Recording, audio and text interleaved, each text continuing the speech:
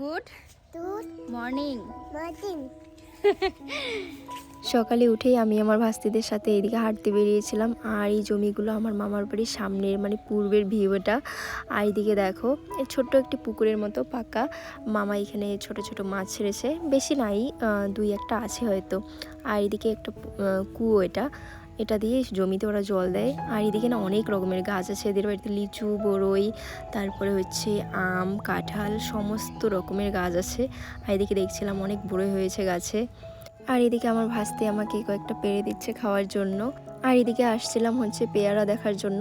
ওই যে সামনে পেয়ারা গাছ ছিল, জাম্বুরা গাছ ছিল, ছোট ছোট পেয়ারা ছিল, তার জন্য আর পারি নাই। আর এদিকে ওরা চাষ করেছিল হচ্ছে কবি, তারপরে এগুলো কি অনেক কিছুই, তো এগুলোই দেখছিলাম এই পাশে ঘুরে। এরপর ডাকলো বৌদি খিচুড়ি খাওয়ার জন্য। আর যা ঠান্ডা পড়েছে, ঠান্ডার সাথে খিচুড়ি কিন্তু ভালোই লাগে খেতে। আর এদিকে কালকে পুজো হয়েছিল, তো ওগুলোই ভাসাবে আজকে ভাই, তাই নিয়ে যাবে নদীতে। আর ওদের বাড়ির পাশেই নদী আছে।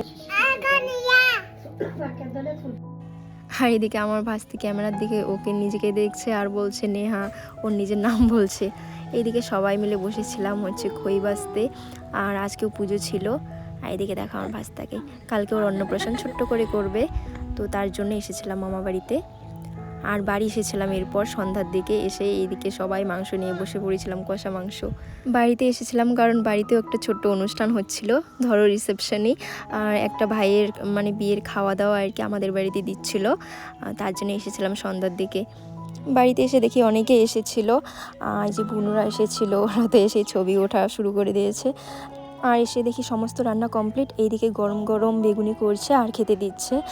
আর খাওয়া দাওয়া আমাদের উঠোনেই হচ্ছিল, ভাইরা ওরাই খেতে দিচ্ছিল। আর আমরা ঘরে অনেকক্ষণ আড্ডা দিয়েছিলাম, আমার বান্ধবীরা এসেছিল, সবাই মিলে আড্ডা দিয়ে এরপরে আমরা বসেছিলাম খেতে। আই দেখো আমাদের কাণ্ড, আমি আর আমার বান্ধবী মাটন খাই না, এর জন্য জেঠু আমাদের জন্য চিকেনেরও ব্যবস্থা করেছিল।